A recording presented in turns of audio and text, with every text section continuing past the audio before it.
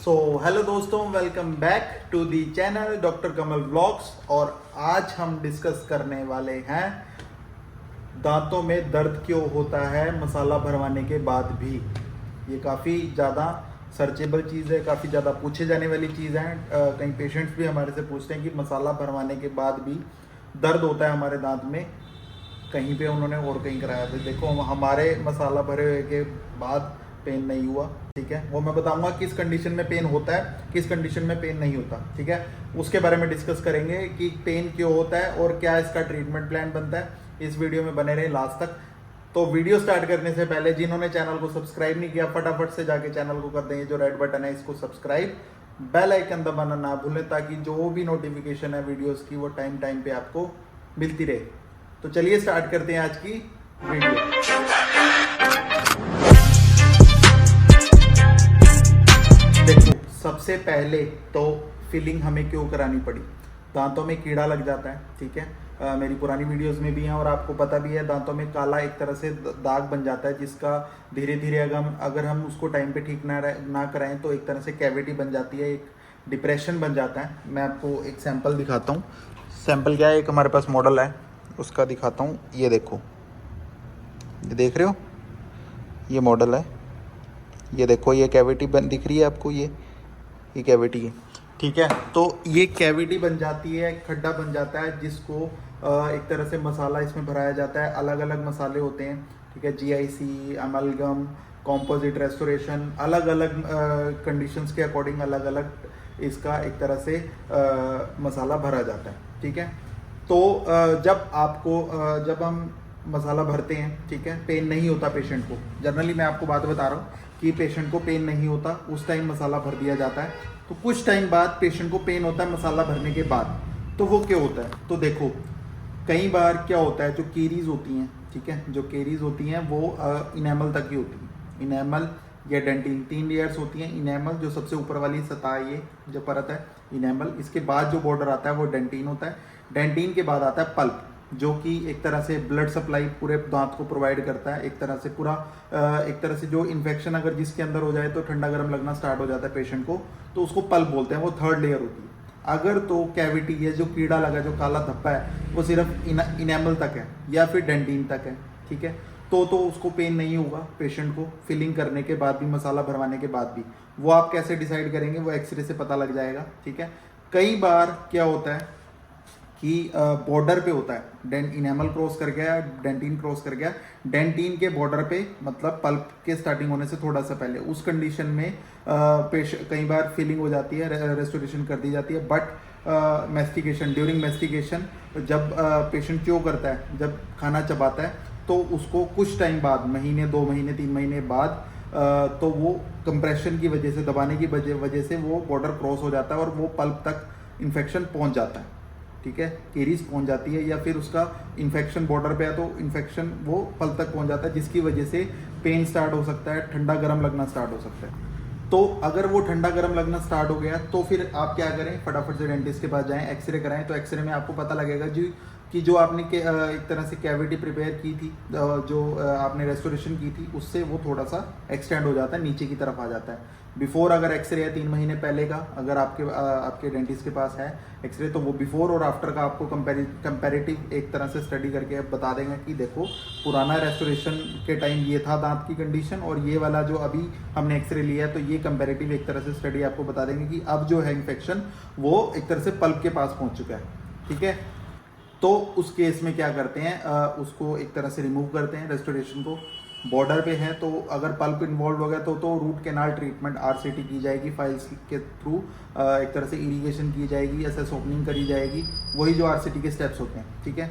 हाँ, अब कई कंडीशंस में देखो, अब कई बार बॉर्डर पे होता है तो हम क्या करते हैं, बॉर्डर पे एक तरह से, एक बॉर्डर के लिए एक तरह से हम क्या करते हैं, उस पर एक तरह से लाइनर या फिर बेस दे देते हैं, अगर हमें पता लग रहा है कि बॉर्डर पे केरीज हैं, ठीक है। लाइनर्स में भी ग्लास आयनोमर सीमेंट हो सकता है, कैल्शियम हाइड्रोक्साइड हो सकता है, किसी कोई भी सिलिकॉन मटेरियल का हो सकता है। बेस्ट मटेरियल होता है जो एक तरह से प्रोटेक्टिव लेयर प्रोवाइड करता है पल्प को, एक तरह से उसका सेडेटिव इफेक्ट होता है, जो कि एक तरह से पल्प अगर इन्फेक्टेड हो भी गया तो उस तरह उसमें सेडेटिव इफेक्ट आएगा, उसको रिपेयर करेगा, इसलिए बेस दिया जाता है। अगर बॉर्डर पर है एक तरह से केरीज, तब हमें बेस देना पड़ता है, अदरवाइज हमें बेस नहीं देना पड़ता, सीधा रेस्टोरेशन होती है। ठीक है, तो इस हिसाब से ट्रीटमेंट आपको समझ में आ गया होगा कि पेन कब होता है और पेन को ठीक करने के लिए हमें क्या करना पड़ता है। और अगर एक तरह से कैविटी बॉर्डर पे है, ठीक है, केरीज बॉर्डर पे, उसको सफाई करके एक तरह से बॉर्डर पे हमें एक तरह से लाइनर या बेस लगाना पड़ता है, इसके बाद रेस्टोरेशन की जाती है। तो ये एक तरह से हमें सिस्टमेटिकली अपना ट्रीटमेंट वो कंटिन्यू कराना पड़ता है। तो ठीक है, रेस्टोरेशन के बाद आपको कुछ एक तरह से चीज़ों का आपका ध्यान रखना है दांतों का। एक तो अगर आप बैड हैबिट्स हैं आपको, लाइक अरिका नट च्यो कर रहे हो आप, एक तरह से सुपारी खा रहे हो, ठीक है, पान, तंबाकू, सुपारी, गुटखा, बीड़ी, सिगरेट, इन चीज़ों का अवॉइड करें। पूरा एक तरह से एक टाइम में छोड़ा नहीं जाता, मतलब एकदम से नहीं छोड़ा जाता, बट थोड़ा आप कम करें। ठीक है, उससे क्या होगा, वो इरिटेट होगा, एक तरह से दांत आपका जिंजाइवा इरिटेट होगा, इन्फेक्शन ज़्यादा बढ़ेगा। तो अवॉइड करें कुछ दिन।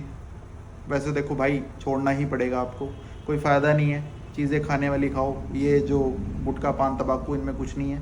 ठीक है, एक तरह से अगर आप भाई देखो, हमारी जो एज है जिस हिसाब से मैं बता रहा हूँ, अगर आप 5 से 10 हज़ार रुपये आप इस पे मंथली लगा रहे हो, तो भाई 5-7 हज़ार रुपये अपना डाइट पे दो, फ्रूट्स खाओ, अगर आप कोई जिम वगैरह करते हो तो प्रोटीन लो। तो भाई इस तरह का आप एक तरह से वो नशा करो ना जो उतरे ना, ठीक है ना, हमारा तो ये मानना है। ठीक है, इसका क्या है, आप थोड़ी देर बीड़ी सिगरेट पियोगे, थोड़ी देर बाद वो उतर जाएगा, फिर आप दोबारा लगाओगे, तो ऐसा नशा कोई फ़ायदा नहीं है। ठीक है, तो इस चीज़ का ध्यान रखें। बाकी अगर हाँ इन्फेक्शन हो गया, पल्प तक पहुंच गया, तो रूट कैनाल ट्रीटमेंट कराएं, टेंशन मत लें। ठीक है, रूट कैनाल ट्रीटमेंट भी एक तरह से आपका प्रोटेक्शन, एक तरह से बचाने का ही प्रोसीजर है रूट कैनाल ट्रीटमेंट, आपका दांत खराब करने का वो ट्रीटमेंट नहीं है।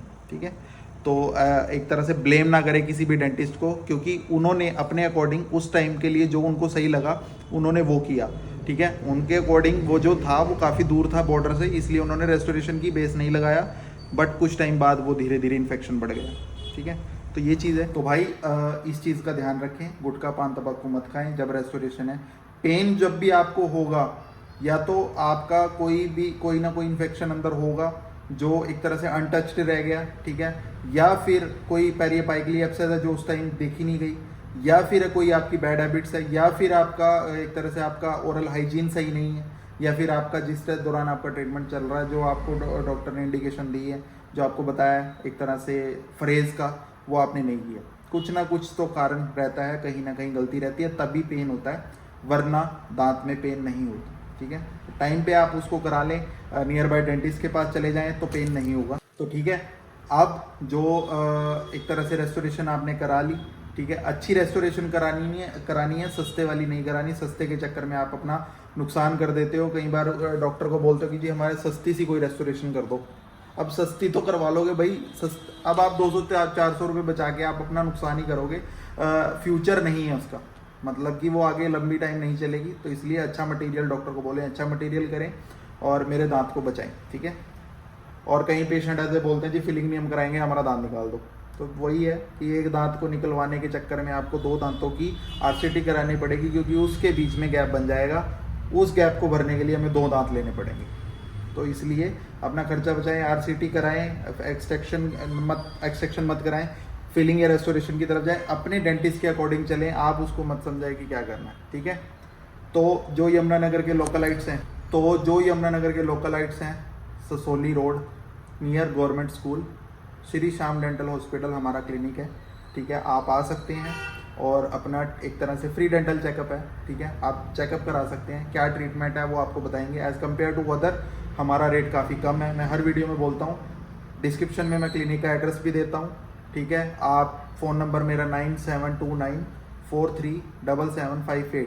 ठीक है, ये मेरा फ़ोन नंबर है, आप कॉल कभी भी कर सकते हो। डिस्क्रिप्शन में आपको कोई भी तरह की क्वेरी है तो आप डिस्क्रिप्शन में पूछ सकते हो मेरे से, अगर आप यमुनानगर से लोकल से नहीं है, जगाधरी से बाहर के।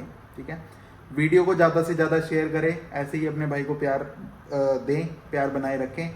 अपनी यूट्यूब फैमिली, जो हमारी फैमिली है एक तरह से यूट्यूब की, उसको बढ़ाएं आगे से आगे, और वीडियो को ज़्यादा से ज़्यादा अपने दोस्तों के साथ, अपने रिश्तेदारों के साथ, अपने सगे संबंधियों के साथ शेयर जरूर करें जिनको दांतों में दिक्कत है, या फिर अगर आपको इन्फॉर्मेटिव वीडियो लगी लाइक ज़रूर कर दें वीडियो को, सब्सक्राइब का बटन नहीं दबाना भूलें। सब्सक्राइब कर दीजिए, बेल आइकन दबाना ना भूलें, नोटिफिकेशन जो भी वीडियोस की है वो आपको मिलती रहेंगी। ऐसे ही प्यार बनाए रखें, जल्दी ही मिलते हैं नेक्स्ट टॉपिक में। थैंक यू सो मच, जय हिंद।